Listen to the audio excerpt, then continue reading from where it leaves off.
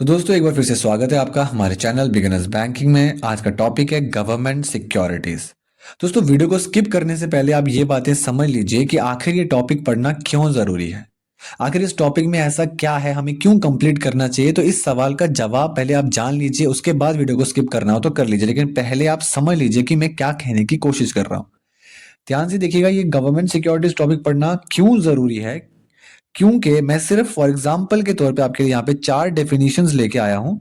Open market operations, liquidity adjustment facility, repo eligible securities and monetary policy instrument.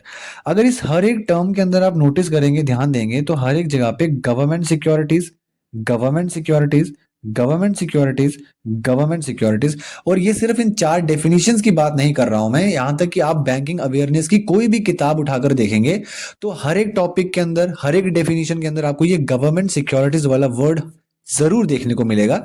इसीलिए इस topic को समझना बहुत ही ज्यादा जरूरी है, मैंडेटरी है, कंपलसरी है आपके किसी भी बैंकिंग एग्जाम के पर्सपेक्टिव से।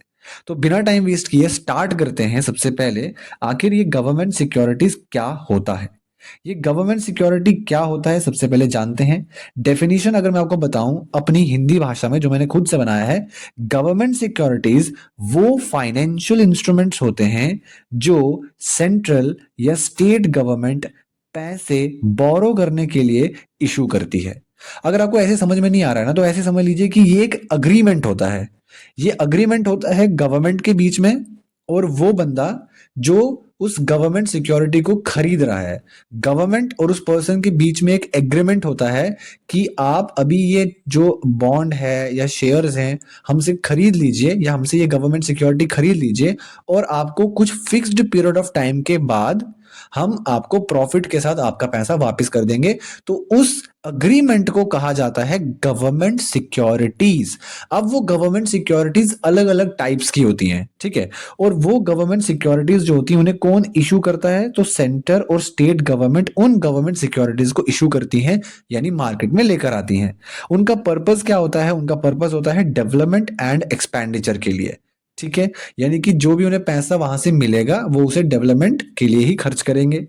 रिस्क इसमें ऑलमोस्ट जीरो होता है क्योंकि ये गवर्नमेंट गारंटीड होता है, मतलब गवर्नमेंट गारंटी करता है कि भाई हमारी जिम्मेवारी है, हम आपके पैसे कुछ पीरियड ऑफ टाइम के बाद आपको प्रॉफिट के साथ रिटर्न करेंगे, ठीक है।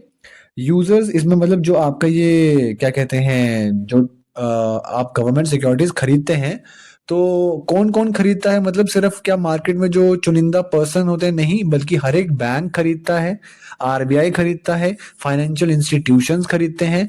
और अगर मैं आपको बताऊं कि ये बैंक क्यों खरीदते हैं, तो मैंने आपको अपनी पिछली वीडियोस में पढ़ाया होगा कि बैंक को एसएलआर मेंटेन करके रखना पड़ता है, स्टैट्यूटरी लिक्विडिटी रेशियो, उसे मेंटेन करके रखना पड़ता है। तो इसीलिए वो इस जो गवर्नमेंट सिक्योरिटीज होती हैं इन्हें वो एज अ एसएलआर में डिपॉजिट करके रख देते हैं, ठीक है। तो जिसे गवर्नमेंट सिक्योरिटीज नहीं पता है, अब बात आती है एक सिंपल सी कि आपकी जो ये गवर्नमेंट सिक्योरिटीज होती हैं वो कितने प्रकार की होती हैं, कितने टाइप्स की होती हैं। तो 2 प्रकार की होती हैं। सबसे पहले तो आती है आपकी शॉर्ट टर्म गवर्नमेंट सिक्योरिटीज और एक आती है लॉन्ग टर्म गवर्नमेंट सिक्योरिटीज। पहले आप मुझसे शॉर्ट टर्म गवर्नमेंट सिक्योरिटीज समझ लो। अगर आपको इस वीडियो में ये समझ आती है अच्छे से, तो फिर आप कमेंट में लिखना कि पार्ट 2 भी लेके आओ, तो मैं उसमें आपको लॉन्ग टर्म गवर्नमेंट सिक्योरिटीज पढ़ा दूंगा। सबसे पहले आप समझ लो कि ये शॉर्ट टर्म गवर्नमेंट सिक्योरिटीज क्या होती हैं, ठीक है। तो शॉर्ट टर्म से आप समझ ही पा रहे होगे कि उसका टर्म यानी उसका जो टेन्योर होता है, उसका जो टाइम पीरियड होता है वो बहुत कम होता है, ठीक है। अब उसकी जो फर्स्ट टाइप आती है आपकी, ये आती है ट्रेजरी बिल। ये आपकी शॉर्ट टर्म गवर्नमेंट सिक्योरिटी होती है, ठीक है। शॉर्ट टर्म गवर्नमेंट सिक्योरिटी में ट्रेजरी बिल क्या कहता है, ये शॉर्ट टर्म गवर्नमेंट सिक्योरिटीज होती हैं जो सेंट्रल गवर्नमेंट शॉर्ट पीरियड के लिए बोरो करने के लिए, पैसे बोरो करने के लिए इशू करती है। यानी कि अगर हम सबसे पहला पॉइंट पढ़ेंगे तो ट्रेजरी बिल जो होता है वो शॉर्ट टर्म गवर्नमेंट सिक्योरिटी होती है, ठीक है। जो कौन इशू करती है, सेंट्रल गवर्नमेंट इशू करती है। और उससे इंपॉर्टेंट बात यह है कि इसका जो टेन्योर होता है वो 91 डेज का होता है, या फिर आप इसी का मल्टीप्लाई बाय 2 कर दीजिए, 182 डेज का होता है या 364 डेज का होता है। मतलब मिनिमम से मिनिमम 91 डेज का तो टेन्योर होना ही चाहिए।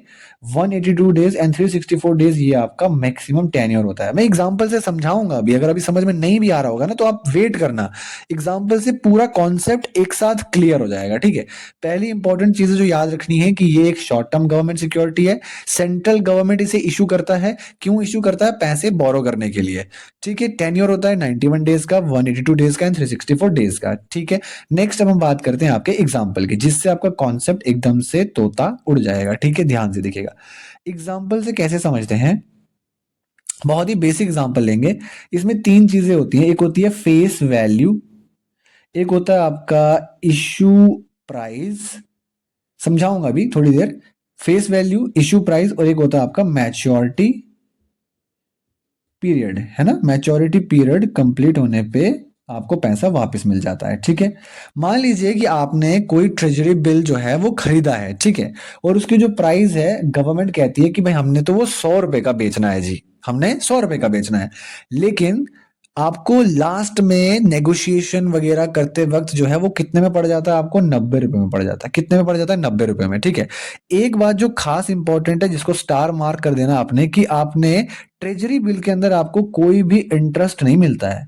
अब आप कहोगे कि सर अगर आप कह रहे हो इसमें कोई इंटरेस्ट मिलता ही नहीं है तो मैं क्यों खरीदूं, मुझे क्या प्रॉफिट होगा उसको खरीदने से? तो मैं आपको कहता हूं कि क्या प्रॉफिट होगा। देखिए, आपने मान लीजिए ट्रेजरी बिल खरीदा, लेकिन आपको वो कितने में पड़ा? 90 में पड़ा। पर गवर्नमेंट कह रही थी मैं दूंगा कितना आपको? 100 रुपए में दूंगा।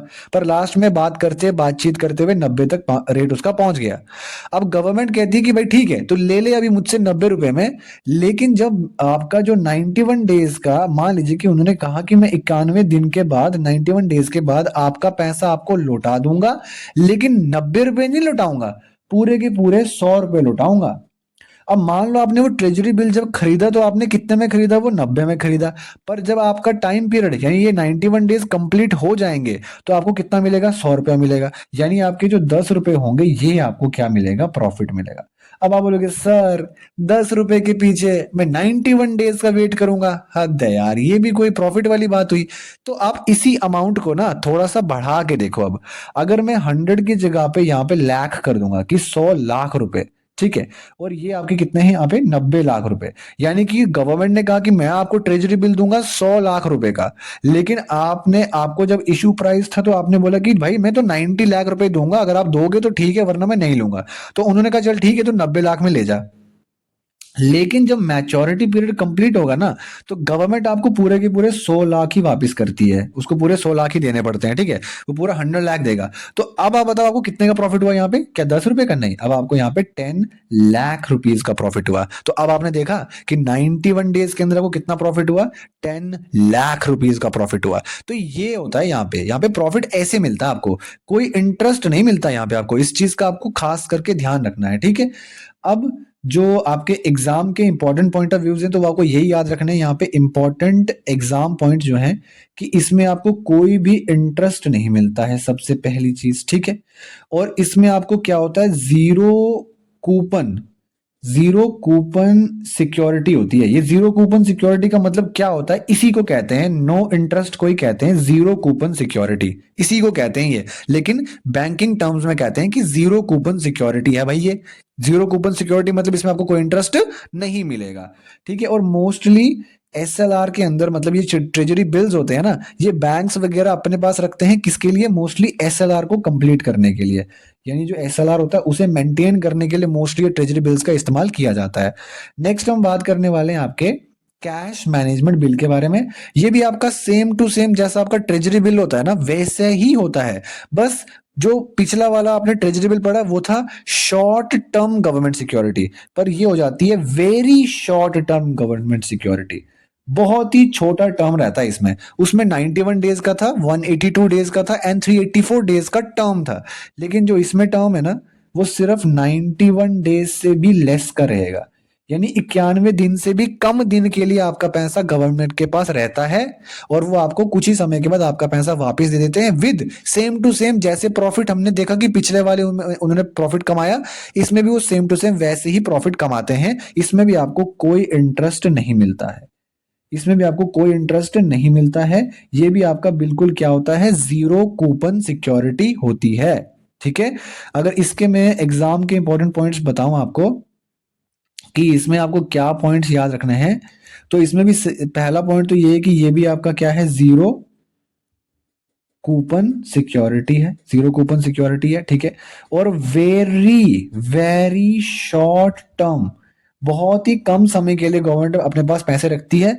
और मोस्टली वो अपने पास पैसे क्यों रखती है, ताकि जो भी मिसमैच होते हैं ना, जो भी मिसमैच होते हैं, जो भी मिसमैचेस ऑफ मनी होता है किसके पास, सेंट्रल गवर्नमेंट के पास, उसे क्या किया जाए, उसे पूरा कर दिया जाए। मान लो जैसे गवर्नमेंट होती है ना, तो उसने कोई छोटा सा प्रोजेक्ट उठाया है, मान लो किसी बिल्डिंग का प्रोजेक्ट उठाया कि बिल्डिंग बनानी है, पर अंत में गवर्नमेंट के पास थोड़ा बहुत पैसे की कमी हो जाती है, तो उस समय वो इस कैश मैनेजमेंट बिल्स को क्या करते हैं, मार्केट में इशू करते हैं, ताकि उन्हें जो मार्केट से पैसा है वो कुछ समय के लिए मिल जाए, कुछ समय के लिए मिल जाए, क्योंकि उनके पास पैसा पूरा कंप्लीट है, बस बस थोड़ा सी कमी हो गई है पैसे की। अब वो थोड़ी सी जो कमी है, उसका वो मिसमैच जो है उसे कंप्लीट करने के लिए वो क्या करते हैं, ये कैश मैनेजमेंट बिल्स जो होते हैं उन्हें मार्केट में इशू कर देते हैं। अब मुझे उम्मीद है कि अगर आपको ये वीडियो समझ में आई है, तो आप इस वीडियो को लाइक जरूर करेंगे। और नेक्स्ट पार्ट जिसमें हम पढ़ने वाले हैं लॉन्ग टर्म गवर्नमेंट सिक्योरिटीज, अगर आपको वो चाहिए तो आपको कमेंट सेक्शन में यस लिखना होगा। ठीक है दोस्तों, मिलते हैं नेक्स्ट वीडियो में। धन्यवाद।